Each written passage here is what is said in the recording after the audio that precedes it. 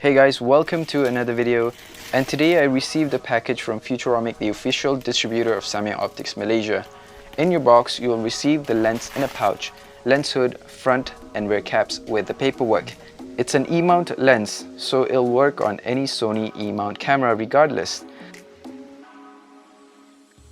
The first thing that I notice is the weather sealing gasket on the lens, which is always a good thing to have on any lens.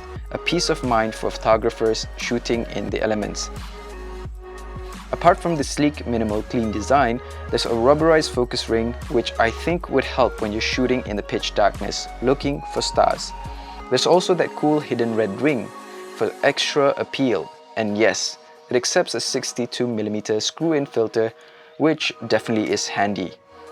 With a minimum focusing distance of 0.2 meters, you can get pretty close to your subjects, and with a fast aperture of f2.0, get creative ultra-wide shots.